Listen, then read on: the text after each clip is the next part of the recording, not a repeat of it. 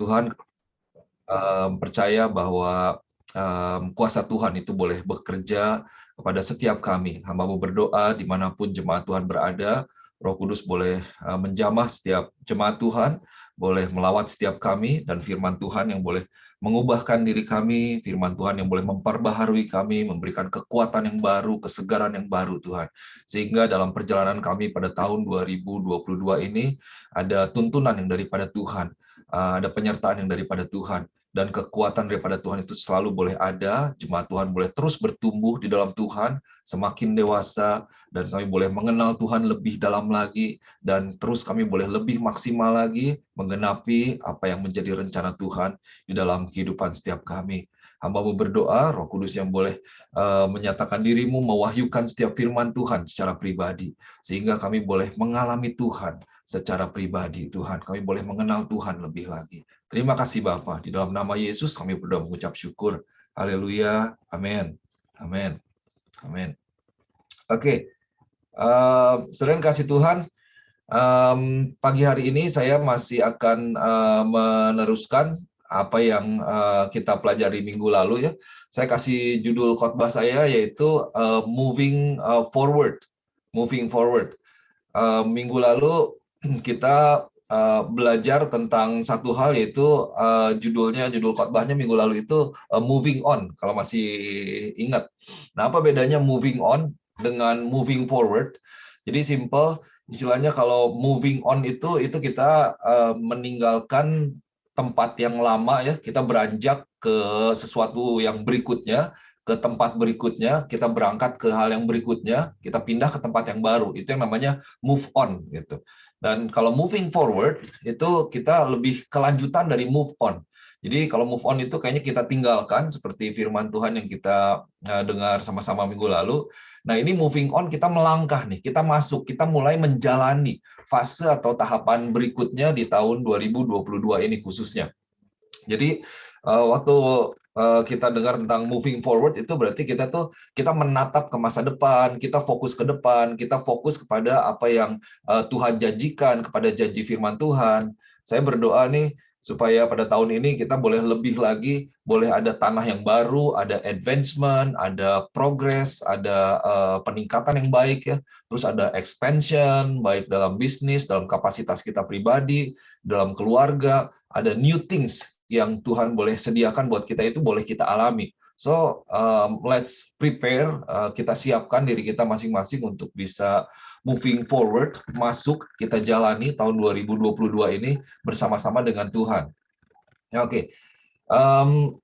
Minggu lalu, apa yang saya dapatkan, saya boleh rangkum, kalau saya bisa rangkum, kira-kira seperti apa yang saya sampaikan setelah ibadah, dengan 3 istilah ini, yaitu let go, kemudian let's go atau let us go, dan let God. Let go itu ya tadi tinggalkan apa yang sudah di masa lalu, yang di belakang kita tinggalkan. Kemudian let us go, mari kita pergi sekarang, moving forward. Bagian kita jalani, kita masuk ke tahun ini, kita jejaki tahun ini, gitu ya. Dan kemudian kita let God, kita biarkan Tuhan, izinkan Tuhan. Nah, let go ini saya sedikit rangkum ya dari yang minggu lalu. Kita diingatkan untuk kita tidak mengingat hal-hal yang dahulu gitu. Jadi jangan berhenti kepada kejayaan masa lalu, kepada keberhasilan masa lalu, kepada berkat masa lalu, atau hanya berhenti kepada mujizat yang masa lalu. Kenapa? Karena Tuhan mengingatkan kita nih secara spesifik. Tuhan mengingatkan bahwa untuk kita tidak mengingat masa lalu, yaitu ya kesuksesan, berkat, kejayaan, yang seringkali itu tuh menghambat sebenarnya. Menghambat pekerjaan Tuhan untuk dinyatakan dalam diri kita, untuk dialami di masa yang akan datang. Nah, terlebih lagi diingatkan jangan sampai kita tinggal di dalamnya, tinggal di masa lalu. Well, puji Tuhan, kita mengalami berkat Tuhan. Saya percaya ada berkat yang luar biasa di tahun 2021 ya. Tapi mari kita tidak tinggal di tahun 2021 atau di masa lalu, tapi kita boleh moving forward, kita maju lebih lagi. Nah, kemudian let's go ini kembali kita fokus ke depan, kita fokus kepada firman Tuhan, kita hidupi firman Tuhan, kita imani firman Tuhan, kita terima firman Tuhan, dan yang penting kita boleh melakukan bagian kita gitu. Let us go, mari kita berjalan, kita persiapkan kapasitas kita perluas, kita perlebar hati kita perlebar bahu kita, supaya kita bisa menerima tanggung jawab yang lebih daripada Tuhan, dan juga tentunya ada berkat, ada apa yang Tuhan perlengkapi buat kita, itu kita bisa carry, kita bisa bawa, sehingga boleh menjadi berkat lebih lagi. Dan yang terakhir nih, let God pada akhirnya, setelah kita melakukan bagian kita memberikan yang terbaik daripada apa yang kita bisa lakukan, kita berharap kepada Tuhan, kita beriman kepada Tuhan, dan kemudian kita nantikan pekerjaan Tuhan dinyatakan. Di dalam perjalanan kita dari hari ke hari, dari minggu ke minggu, dari bulan ke bulan, kita beri ruang gitu. Kita berikan ruang, kita berikan tempat di mana Tuhan bekerja. Di mana Tuhan bisa bekerja sebebas-bebasnya Ia mau bekerja dalam diri kita. Dan kita nantikan, kita lihat di dalam perjalanan kita bagaimana Tuhan mengerjakan hal-hal yang baik buat setiap kita. Nah, kalau saudara mau katakan amin, amin. Anyway, di mute juga ya, katakan amin yang keras gitu. Jadi saya terima di dalam nama Tuhan Yesus jadi dalam hidup saya. Oke, saudara kasih Tuhan, saya lihat tahun 2021 itu kan meskipun ya ada pandemi ya, ada banyak orang yang mereka mengalami tantangan di dalam kehidupan mereka. Tapi saya melihat juga bahwa tahun lalu itu juga adalah tahun yang penuh dengan berkat daripada Tuhan. Ada increasement, ada peningkatan, mungkin ada yang naik gaji. Saya lihat tidak ada yang istilahnya sampai suffer ya, puji Tuhan. Tapi tahun ini kita boleh percaya kembali ada pertumbuhan yang lebih daripada Tuhan. Ini ada perkembangan, ada perluasan, ada kepercayaan, ada tanggung jawab yang lebih daripada Tuhan, ada berkat Tuhan yang lebih untuk setiap kita sebagai saksi Kristus dan demi kita menyaksikan Kristus dalam kehidupan kita. Oke, saya mau ajak kita lihat kembali, kita buka dari kitab Yesaya pasal yang ke-43 ya. Yesaya 43 ayat yang ke-16 sampai ayat yang ke-21. Nah, ini tidak ada di screen saudara. Saya akan bacakan bahasa Indonesianya ya. Firman Tuhan katakan seperti ini. Ini masih sama perikopnya, tapi kita dalami lagi, kita gali lagi firman Tuhan, kita belajar lagi pada pagi hari ini.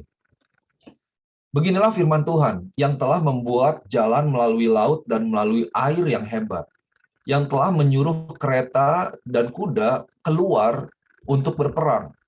Juga tentara dan orang gagah, mereka terbaring, tidak dapat bangkit, sudah mati, sudah padam sebagai sumbu, firman-Nya, kata Tuhan.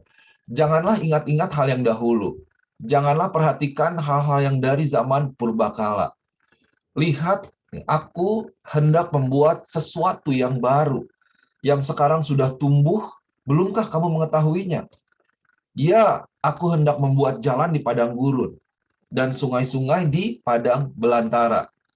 Binatang hutan akan memuliakan aku, serigala dan burung unta, sebab aku telah membuat air memancar di padang gurun dan sungai-sungai di padang belantara, untuk memberi minum umat pilihanku. Umat yang telah kubentuk bagiku akan memberitakan kemasyuranku.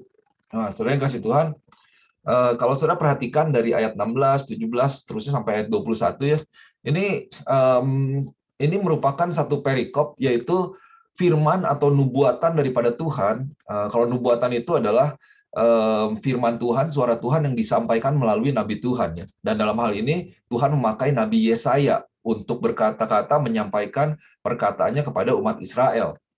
Nah, jadi saya percaya nih, ini adalah yang timely ya. Timely itu tepat pada waktunya untuk kita pada tahun ini. Bukan hanya sekedar firman Tuhan yang biasa, tetapi memang ini adalah satu hal yang Tuhan mau nyatakan untuk setiap kita dalam kita menjalani tahun 2022 ini. Jadi waktu kita move forward, as we move forward, let us have faith in this word, in the promises of God. Kita taruh iman kita dalami firman Tuhan ini, sehingga waktu kita berjalan dalam tahun 2022 ini yang boleh menjadi satu dasar kekuatan daripada iman kita, visi kita, tujuan kita, dan kita lihat nih bahwa Tuhan akan mengerjakan satu hal yang baru, Tuhan akan mengerjakan hal yang lebih.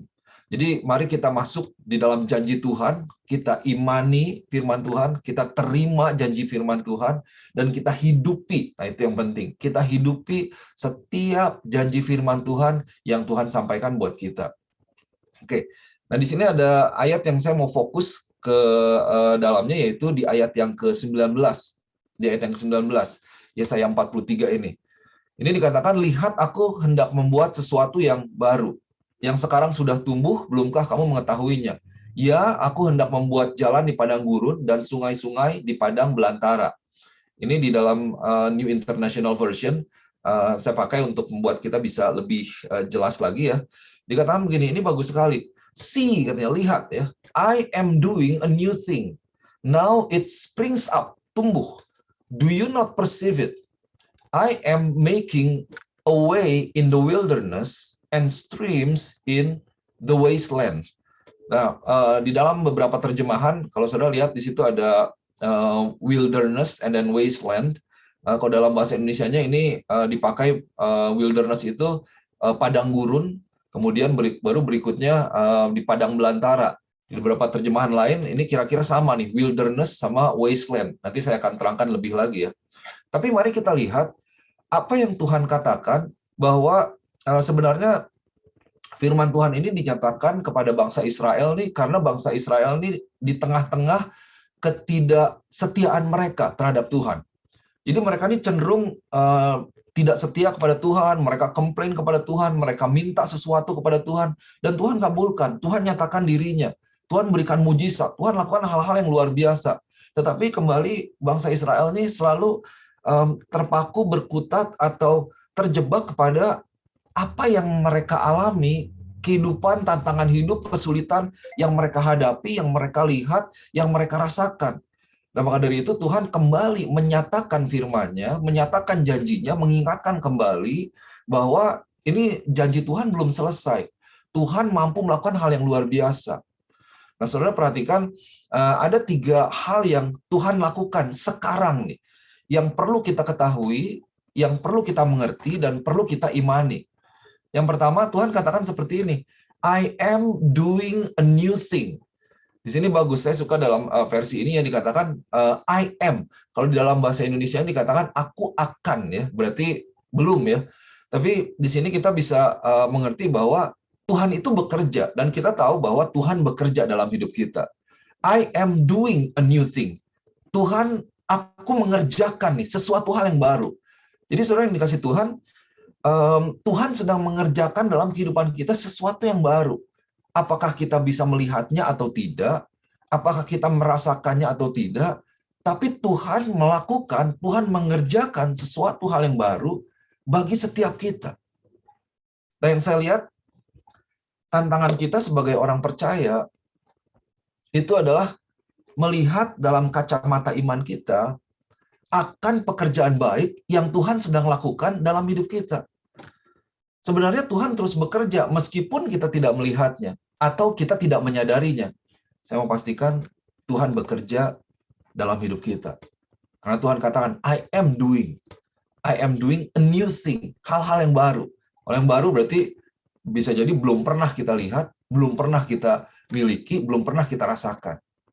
Nah, kemudian di ayat yang berikutnya, yang kedua, di ayat yang sama ini, ada 2 hal. Tuhan katakan bahwa I am making a way in the wilderness, and then I am making rivers in the desert.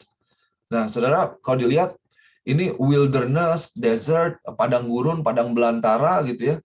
Ini adalah satu hal yang sepertinya, kalau secara fisik, ini adalah sebuah kondisi yang buat manusia, itu tidak mungkin. Tetapi saudara lihat, di ayat ini, itu adalah hal yang Tuhan lakukan, itu adalah hal yang mungkin bagi Tuhan.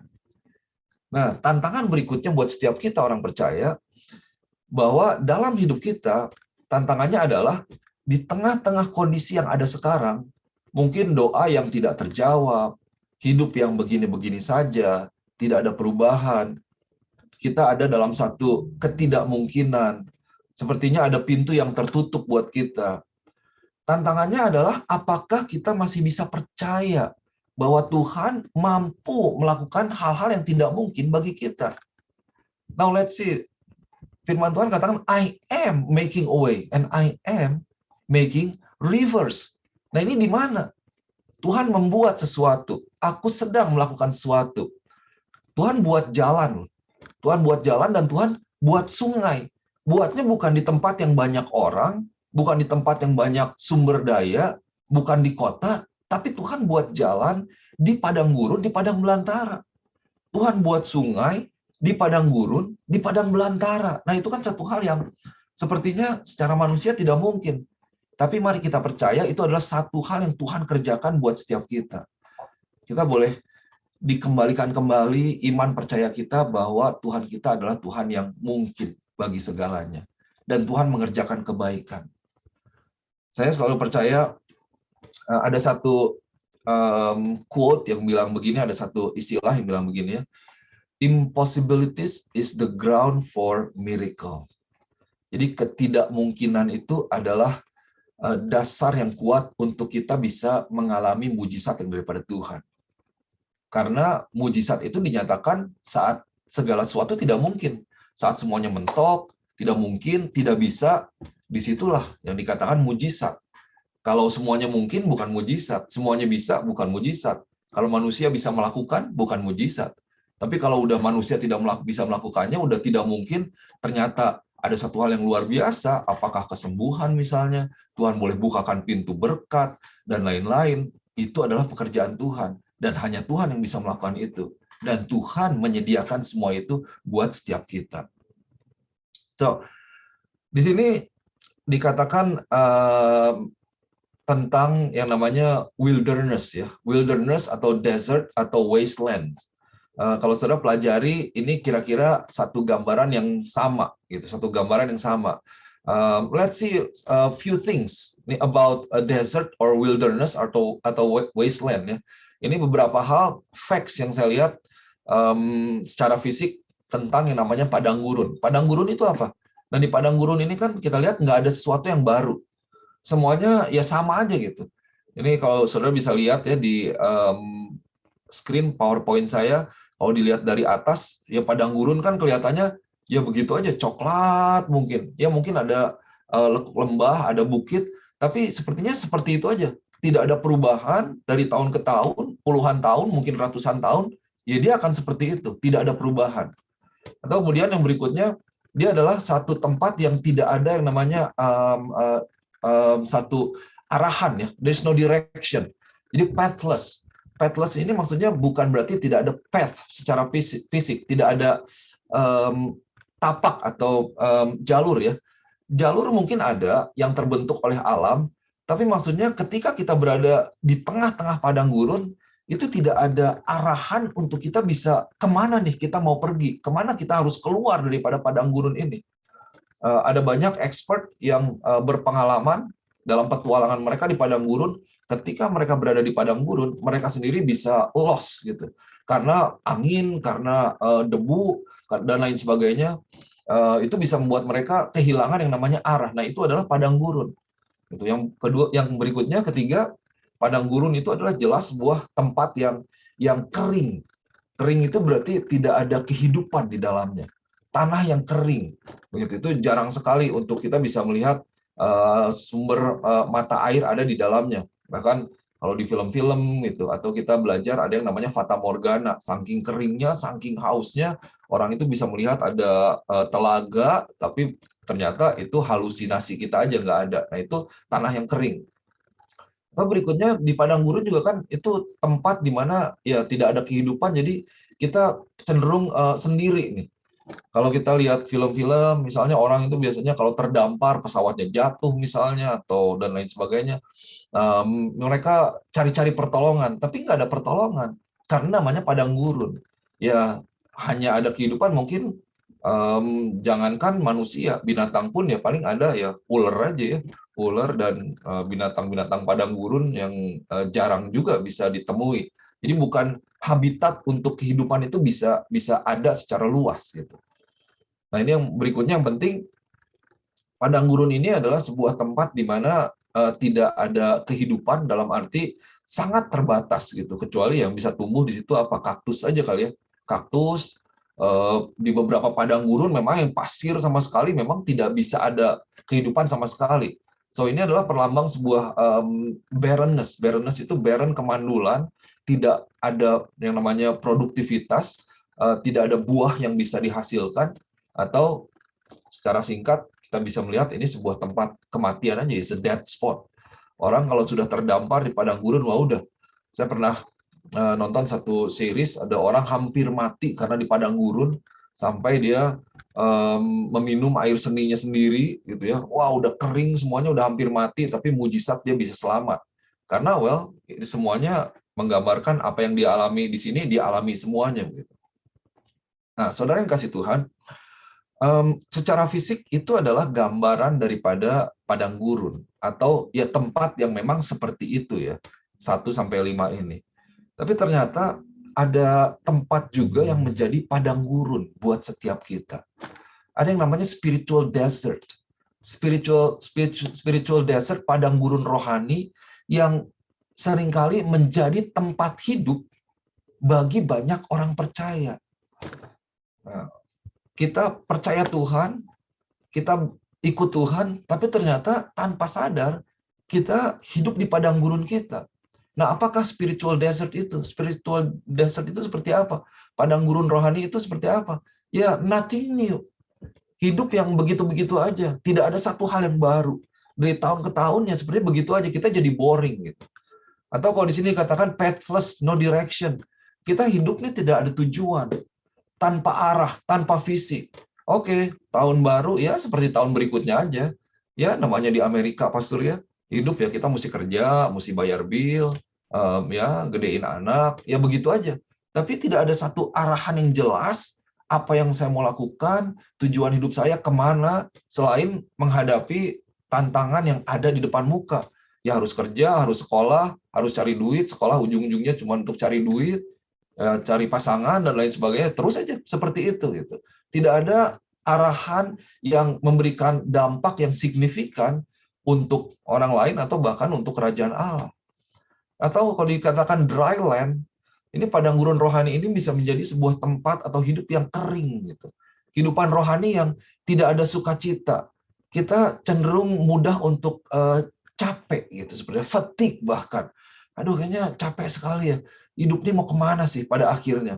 Kita gampang marah sama orang, kita gampang kecewa sama orang.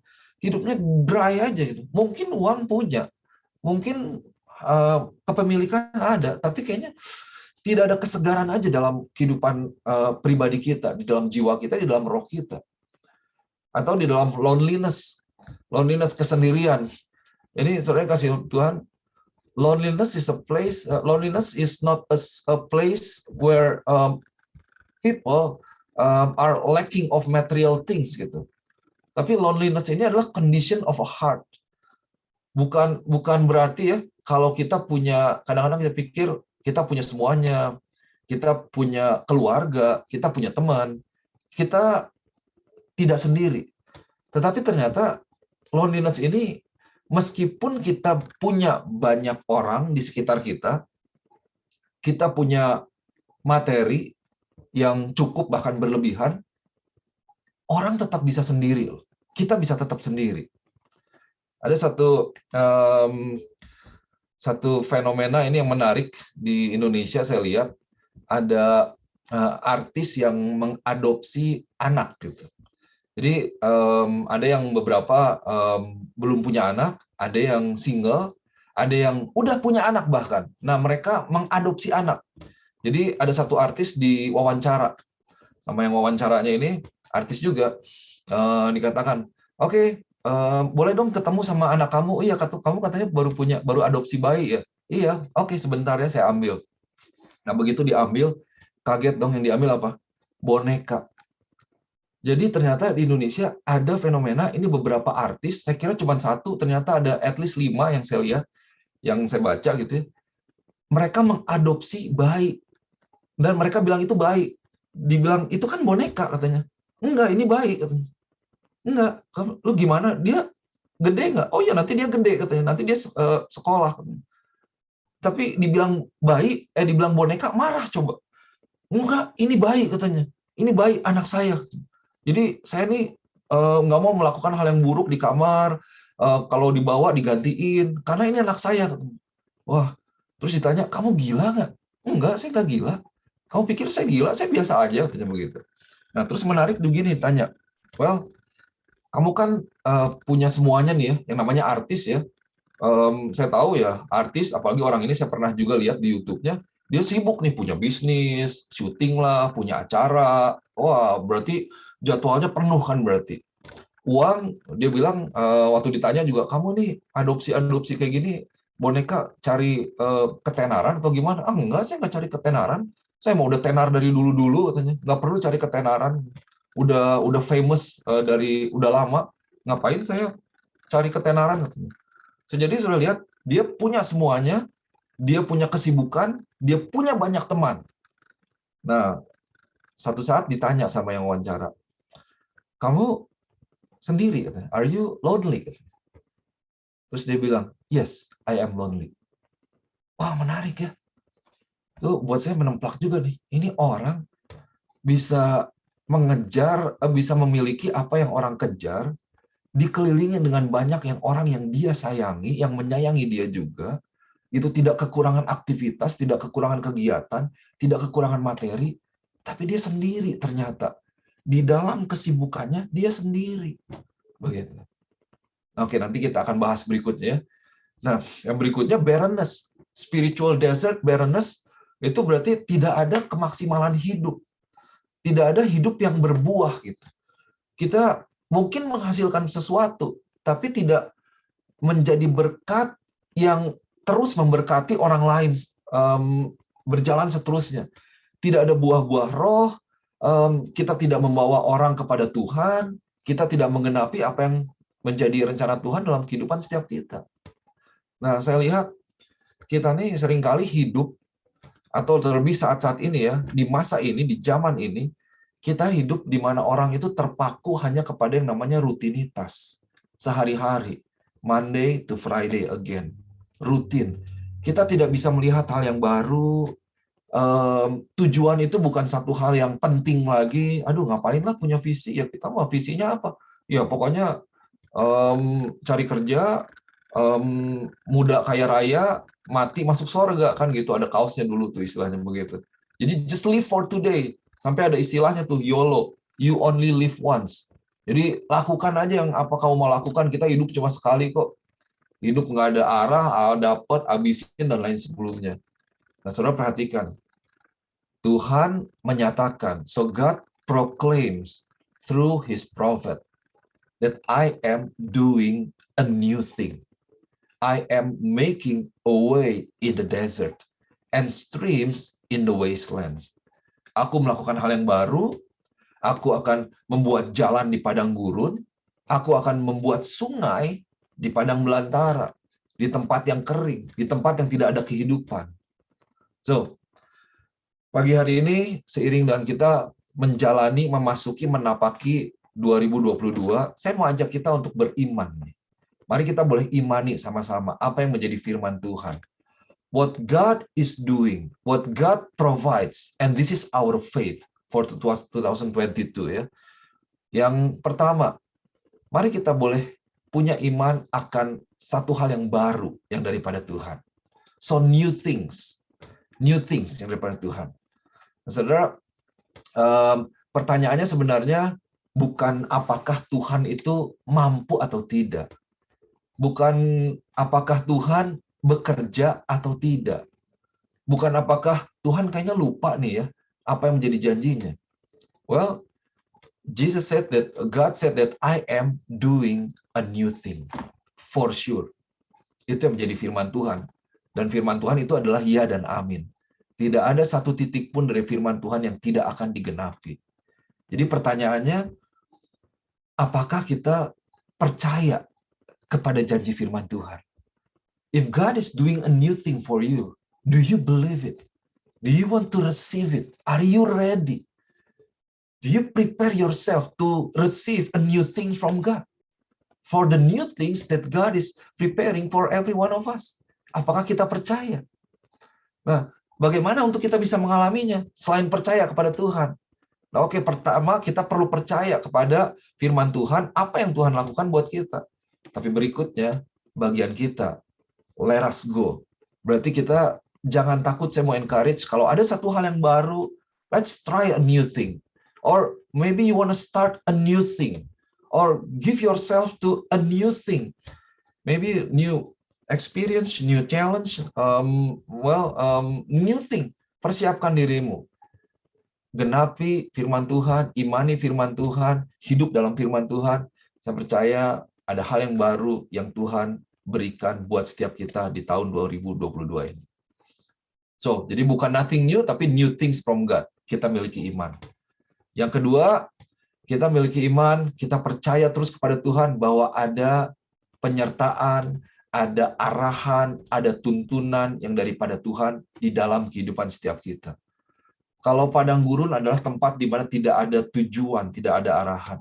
Tapi saudara, kita tidak perlu hidup tanpa tujuan.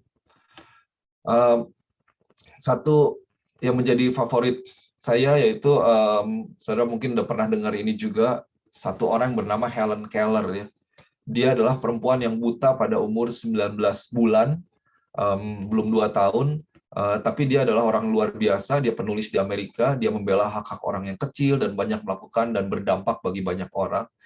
Dan dia buta, tapi dia katakan begini, the only thing worse than being blind is having sight but no vision.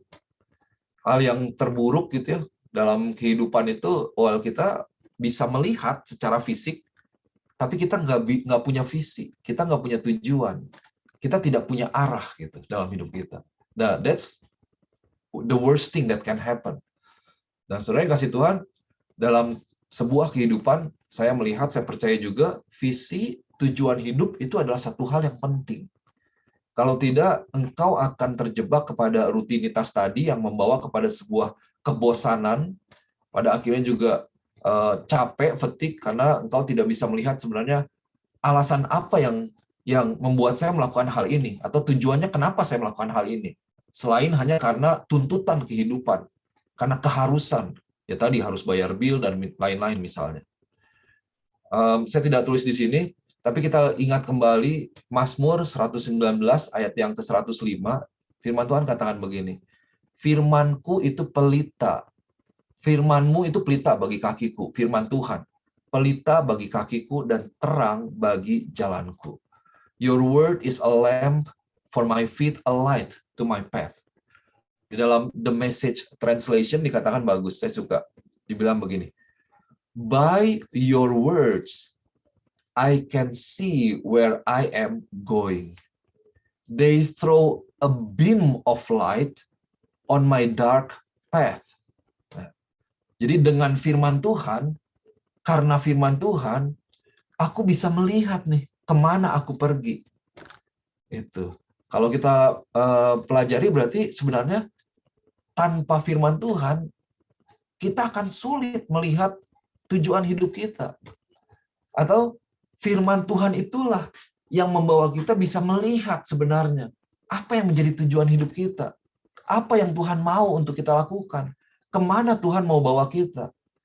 Nah, saudara yang kasih Tuhan, kalau sebenarnya Tuhan menyediakan tuntunan, ada penyediaan Tuhan, ada arahan daripada Tuhan, ada penyertaan Tuhan dalam kehidupan kita. Tetapi pertanyaannya kembali bukan tentang Tuhan. Pertanyaannya, apakah kita tahu tuntunan Tuhan? Oke. Apakah kita mengenal tuntunan Tuhan?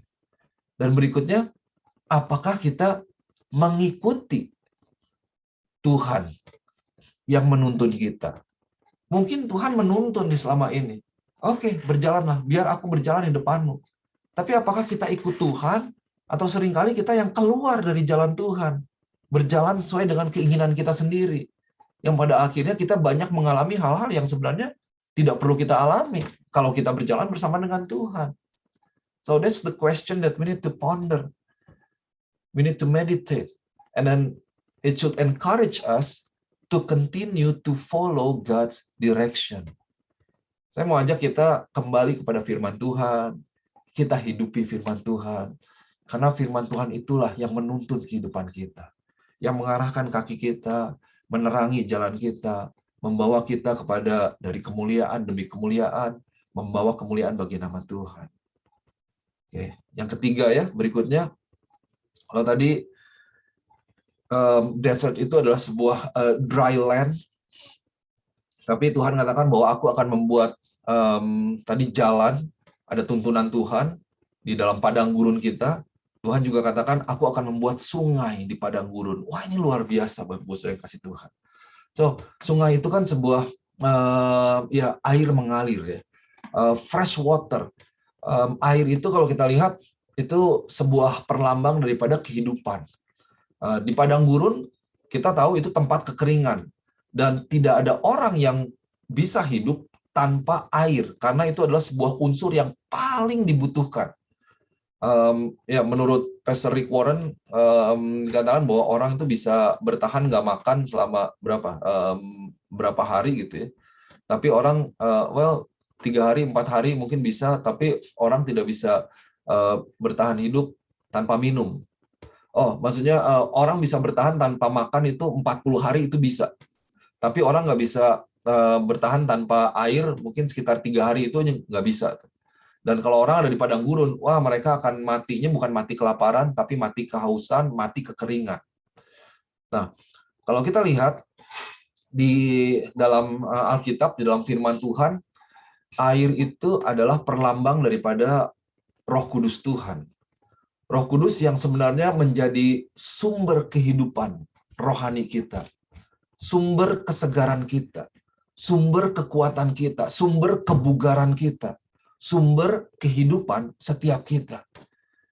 Nah, kalau kita kering, kemana kita cari kesegaran? Kepada siapa kita datang? Kita pergi kemana kalau kita sedang kering? Di dalam kerohanian kita, apa yang saudara lakukan kalau saudara sedang kering rohani?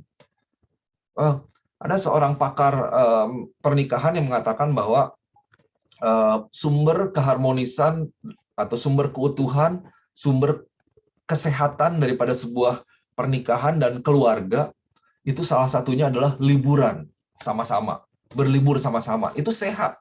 Jadi, yuk kita perbanyak libur karena itu sehat secara keluarga. Oke ya. Liburan itu baik, liburan itu perlu. Jadi, mari kita perbanyak liburan. Oke, Pastor bener nih ngomongnya nih. Oke. Ya, tentu dengan hikmat ya. Tetapi ingat bahwa kesegaran jiwa dan kesegaran roh kita itu hanya dapat diisi atau hanya bisa didapat dari Tuhan, dari Roh Kudus. Karena hanya dialah, hanya lewat Roh Kuduslah yang dapat menyegarkan jiwa kita, yang dapat menyegarkan roh kita. Karena dialah adalah sumber daripada mata air itu, yang sebenarnya mengalir, tidak akan pernah berhenti, tidak akan pernah habis. Tuhan sumber kekuatan, sumber kehidupan kita. Nah, saudara yang dikasih Tuhan, kita lihat, oke, tadi saya bilang, perbanyak liburan. Well, itu secara pernikahan, katanya kata pakar pernikahan, pakar keluarga, itu ya kalau mau keluarga sehat, liburan. Kalau ada waktu, atau bahkan jangan sampai nggak pernah liburan ya, kita perlu usahakan, set a time untuk kita liburan sama-sama.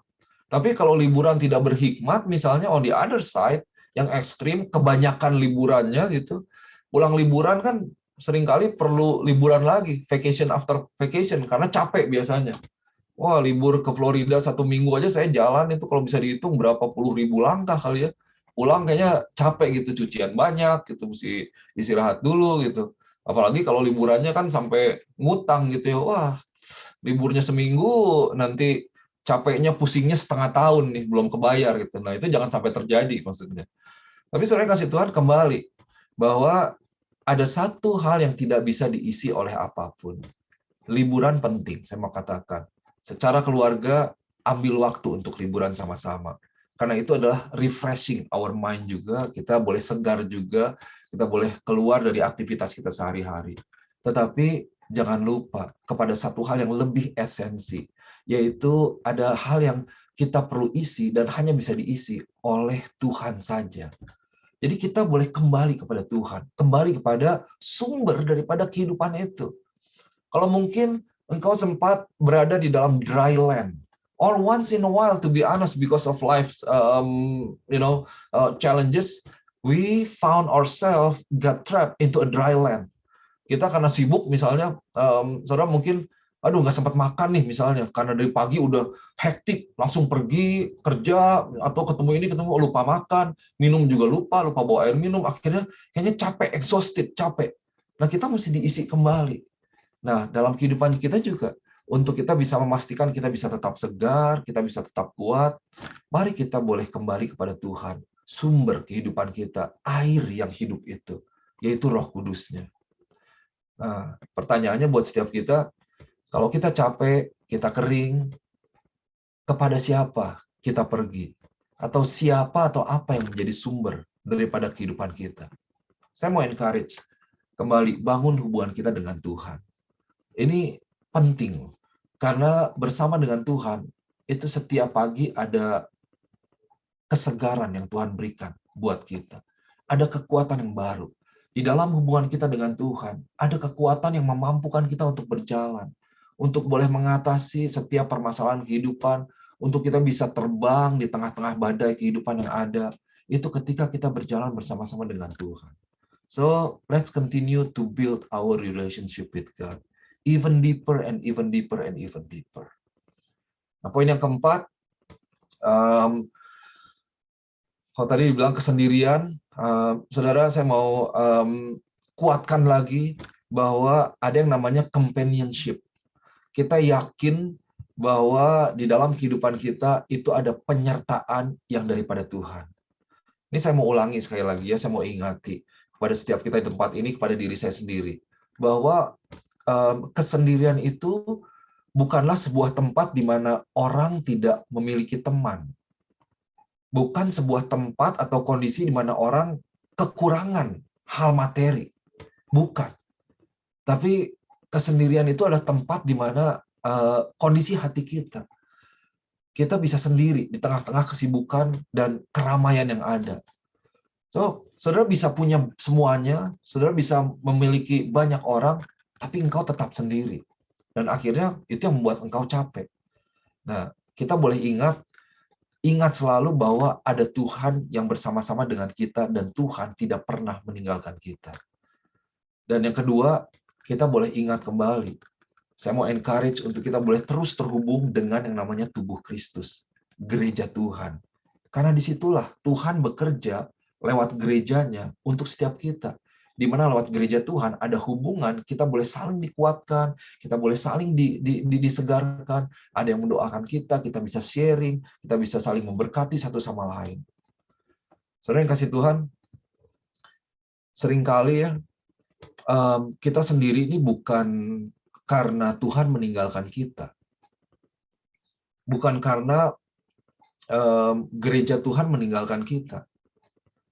Tapi seringkali kita sendiri karena memang kita yang keluar dari Tuhan. Kita yang menjauhkan diri kita dari gereja Tuhan. Disitulah kita menjadi sendiri. Dan akhirnya kita berjalan dengan apa yang menurut kita benar. Apa yang menjadi pandangan kita benar. Tanpa sadar kita dialihkan keluar dan semakin jauh dari jalan Tuhan. So, tahun 2022 ini, saya mau ingatkan kembali, kita tidak sendiri. You are not alone. God is with us. He is Immanuel. Tuhan beserta dengan kita. Apa yang menjadi kekuatan buat kita? Mengetahui Tuhan beserta dengan kita. Kita tidak perlu takut. Kita tidak perlu khawatir. Kita tidak perlu cemas. Karena Tuhan berjalan bersama-sama dengan setiap kita. Yang kelima, yang terakhir ya. Kalau padang gurun itu menggambarkan sebuah barrenness, sebuah ketidakproduktivitas, tidak produktif, atau tidak ada buah. Nah, mari kita boleh imani, tahun ini menjadi tahun di mana ada produktivitas, dan bukan hanya produktivitas dalam arti kita menghasilkan sesuatu dari apa yang kita miliki, tetapi kita juga bisa menghasilkan dan berbuah, dinikmati oleh orang lain. Ada bukan hanya buah-buah jasmani yang memberkati orang, tapi ada buah rohani yang kita bisa berikan sebagai warisan hidup kita, sebagai berkat buat orang lain yang membawa orang kepada Tuhan, semakin dekat dengan Tuhan dan mengenal Tuhan dalam kehidupan mereka. So, moving forward from barrenness to productive life, from unproductive life, from unfruitful life into a fruitful life. Tadi Yesaya 43 ayat 19 katakan, now it springs up, sudah muncul nih. Do you not perceive it? Bisa nggak kita melihat? Saya ingat kembali, Pastor Z sampaikan, mari kita latih nih mata rohani kita untuk melihat bahwa Tuhan mengerjakan sesuatu. Tuhan mengerjakan hal yang baru. Ada janji firman Tuhan. Kita latih mata rohani kita latih iman kita latih hati kita untuk fokus kepada Tuhan. Sehingga kemaksimalan itu boleh ada. Kemaksimalan talenta, kemaksimalan karunia yang Tuhan berikan kepada setiap kita pribadi, lepas pribadi, dan ada kemaksimalan hidup kita. Apa yang Tuhan rencanakan, apa yang Tuhan berikan, apa yang Tuhan persiapkan, itu boleh kita terima, boleh kita alami. Kita bisa produktif, pada akhirnya kita bisa menjadi berkat, kita bisa berbuah, ketika kita menjadikan Tuhan sumber dari hidup kita, dan kita bisa tinggal terus di dalam Tuhan. Saudara-saudara yang kasih Tuhan, saya kembali kepada slide awal saya tadi ya, 2022, kalau mungkin ini bisa jadi satu hal yang dimana kita bisa ingat dari 5 hal dalam kita boleh imani pada tahun ini. Mari kita let go of the past, and then let's go. Kemudian kita let God, izinkan Tuhan untuk melakukan, untuk bekerja dalam hidup kita. So, terakhir, kita boleh baca satu ayat firman Tuhan ini dan kita imani waktu kita baca firman ini ya. Saya mau ajak kita baca yang bahasa Inggrisnya ini. Kita baca sama-sama, 1, 2, 3. See, I am doing a new thing. Now it springs up. Do you not perceive it? I am making a way in the wilderness and streams in the wasteland. Amin. Amin. Oke. Rekaman kalau boleh, kalau mau dimatiin boleh. Kita akan persiapkan diri kita untuk ambil bagian di dalam